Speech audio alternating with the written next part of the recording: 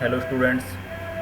बच्चों, अब इस वाले वीडियो में अपन कुछ न्यूमेरिकल का डिस्कशन कर लेते हैं। ठीक है, ये गेट कैथोड कैरेक्टरिस्टिक्स का न्यूमेरिकल है। क्वेश्चन दिया हुआ है, a thyristor data sheet given 1.5 volt and 100 milli ampere as a given as a gate trigger voltage and gate trigger current respectively. ठीक है, वोल्टेज एंड करंट की रेटिंग दी हुई है। ठीक है, मतलब वीजी और आईजी दिया हुआ है थायरिस्टर डेटा सीट में। वीजी दिया हुआ है 1.5 वोल्ट एंड आईजी दिया हुआ है 100 मिली एम्पियर। ठीक है, और resistance of 20 ohm is connected across the gate cathode terminal. ठीक है, गेट कौन सा है? ये वाला। ठीक है, कैथोड कौन सा है? ये वाला। एंड ऊपर वाला कौन सा है? एनोड। तो इसके एक्रॉस में लगा हुआ है, गेट एंड कैथोड के एक्रॉस में, मतलब पैरेलल में लगा हुआ है। कितने वोल्ट ओम का रेजिस्टेंस है? 20 ओम का रेजिस्टेंस है, 20 ओम का रेजिस्टेंस। ठीक है, for a trigger supply voltage of 8 volt. ठीक है, जो सप्लाई का जो वोल्टेज है, ट्रिगर सप्लाई वोल्टेज है वीएस है, वो कितना है? 8 वोल्ट का। ठीक है, कैलकुलेट क्या करना है? Compute the value of the resistance that should be connected in series with the gate circuit. ठीक है, मतलब आरएस की वैल्यू कैलकुलेट करनी है जो आपके ट्रिगर वोल्टेज सोर्स के साथ में सीरीज में कनेक्टेड है, in order to ensure the turn on the device. ठीक है, जिससे कि आपका एससीआर टर्न ऑन हो जाए। अब देखो, ये आपका सारा डेटा दिया हुआ है। वीजी दिया हुआ है 1.5 वोल्ट, आईजी दिया हुआ है 100 मिली एम्पियर। ठीक है, ये एम जो है वो स्मॉल एम होगा। ठीक है, बाय मिस्टेक कैपिटल एम लिखा गया है। ठीक है, स्मॉल एम। ठीक है, मिली एम्पियर। अब क्या करना है? ये आपने सर्किट बना लिया। ठीक है, ये एससीआर का एनोड, नीचे वाला कैथोड, ये एंड ये इसका गेट। ठीक है, इसके पैरेलल में गेट एंड कैथोड के क्रॉस में 20 ओम का रेजिस्टेंस लगा हुआ है। ठीक है, ये 8 वोल्ट का ट्रिगर सोर्स है, ये आरएस सप्लाई का रेजिस्टेंस है। ठीक है, अब क्या करना है? फ्रॉम द सर्किट, ठीक है, आपको क्या अप्लाई करना है? केसीएल लगाना है। ठीक है, कैसे लगाना है? इस नोड पे। ठीक है, तो कैसे लगेगा? ये कौन सा टर्मिनल है? गेट टर्मिनल है। ठीक है, एंड ये कौन सा है? कैथोड है। तो यहाँ का वोल्टेज आप वीजी लिख सकते हो। ठीक है, बिल्कुल लिख सकते हैं। एंड ये क्या है? 8 वोल्ट। तो वीजी -8। ठीक है, यहाँ पे केसीएल लगाना है इस नोड पे जहाँ पे आपका वीजी है। तो वीजी -8 डिवाइड बाय आरएस। ठीक है, दूसरा इक्वेशन क्या बनेगा? Plus VG by 20 plus IG. ठीक है, अब ये करंट आउटर डायरेक्शन में, मतलब बाहर वाली ब्रांच में करंट फ्लो हो रहा है। ठीक है, मतलब नोड से बाहर जा रहा है। ठीक है, तो इसमें क्या आ जाएगा? Plus of IG. ठीक है, अगर वो करंट नोड में एंटर करता तो यहाँ पे माइनस ऑफ आईजी आता, लेकिन नोड से बाहर एंटर कर रहा है, बाहर जा रहा है, तो plus of IG equal to 0। ठीक है, यहाँ पे आपने सारा डेटा रख दिया। ठीक है, वीजी की वैल्यू रख दी 1.5 वोल्ट। ठीक है, -8 divide by RS plus 1.5 by 20 plus IG की वैल्यू 100 मिली एम्पियर, 100 इंटू 10⁻³ ठीक है, तो यहाँ से आपकी आरएस की वैल्यू आ गई 37.14 ओम। ठीक है, ये आपका आंसर आ गया। ठीक है, ये क्वेश्चन अपन ने डिस्कस कर ही लिया था पिछले क्लास में। ठीक है, ये भी कर लिया था ड्यूटी साइकिल वाला। इसमें आपको कुछ नहीं करना है। पावर डिसिपेशन निकालने के लिए आपको VG/2 IG होता है पावर डिसिपेशन, उसमें ये ड्यूटी साइकिल का मल्टीप्लाई कर देना है, तो आपका average power dissipation in watt आ जाएगा। ठीक है, अगर ये gate pulse of the duty cycle question में गिवन नहीं रहता तो आप जस्ट VG/IG कर देते तो आपका आंसर आ जाता, लेकिन क्वेश्चन में गेट पल्स दिया हुआ है कि कितने ड्यूरेशन के लिए ये आपकी पल्स यहाँ पे दी हुई है। ठीक है, तो आपको इसमें 0.7 का मल्टीप्लाई करना पड़ेगा। ठीक है, अब देखो अगला क्वेश्चन है, the junction capacitance of a thyristor is CJ equal to 20 picofarad. ठीक है, 20 PF and can be assume independent of the off state voltage. The limiting value of charging current, मतलब IC निकालना है, चार्जिंग करंट मतलब IC। ठीक है, to turn on the thyristor is 15 milliampere. ठीक है, the limiting value of charging current to turn on thyristor is, sorry, charging current की value दी हुई है। ठीक है, limiting value of the charging current कितना दिया हुआ है? 15 मिली एम्पियर। ठीक है, if a capacitor is 0.01 microfarad is connected across a thyristor. ठीक है, determine the critical value of dV/dt। ठीक है, अपन ने जो एक प्रोटेक्शन यूज पढ़ा था dV/dt प्रोटेक्शन। ठीक है, dV/dt प्रोटेक्शन में क्या यूज हो रहा था? उसको सबसे पहले ट्रिगरिंग पड़ी थी। ठीक है, dV/dt ट्रिगरिंग। dV/dt ट्रिगरिंग में क्या हो रहा था कि एक जो जंक्शन J2 था वो रिवर्स बायस में था, तो रिवर्स बायस में होने के कारण वहाँ पे जंक्शन कैपेसिटेंस फॉर्म हो गया था, जिससे वहाँ पे उसका चार्जिंग करंट फ्लो हो रहा था।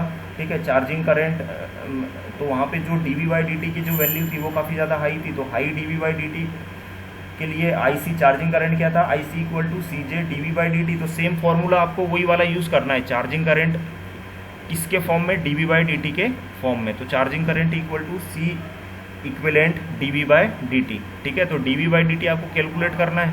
ये देखो, ये thyristor determine connected across the thyristor determine the critical value of dV/dt, ठीक है। अब चार्जिंग करंट कितना दिया हुआ है, the limiting value of charging current 15 milliampere, तो 15 इंटू 10⁻⁻3, ठीक है।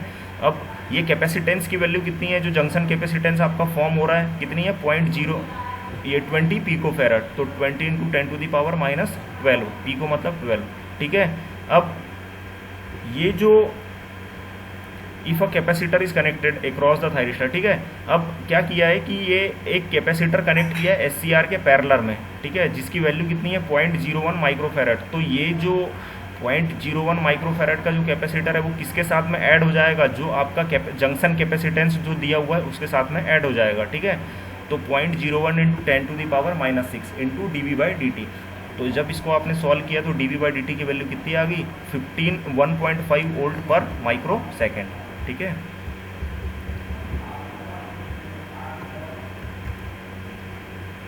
अब बच्चों इसमें एक टॉपिक होता है heating and cooling of the SCR, ठीक है, कि जब SCR में बहुत ज़्यादा हीटिंग होने लगे, ठीक है, तो उस केस में क्या करते हैं, ठीक है, तो उसकी कूलिंग करना पड़ता है। तो कूलिंग कैसे करते हैं, ठीक है, the rate of heat transfer, ठीक है, the rate of heat transfer that is the current flow is constant, ठीक है।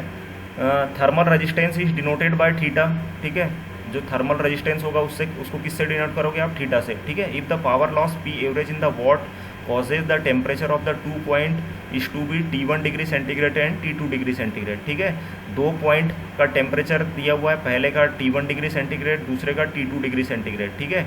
Where T1 greater than T2, मतलब ये ऐसे ही हो गया जैसे आपने सीबैक इफेक्ट पढ़ा था कि एक हॉट जंक्शन होता है, एक कोल्ड जंक्शन होता है, ठीक है। तो T1 greater than T2, then the thermal resistance is given by किस के जंक्शन का, जंक्शन J1 एंड 2 के बीच का, तो θ12, ठीक है। थर्मल रेजिस्टेंस क्या हो जाएगा, दोनों का डिफरेंस टेम्परेचर का divide by average power loss, ठीक है। इसकी यूनिट क्या हो जाएगी, डिग्री सेंटीग्रेड पर वॉट, ठीक है, क्योंकि जो टेम्परेचर है वो डिग्री सेंटीग्रेड में एंड पावर जो होती है वो किस में होती है, वॉट में होती है, ठीक है।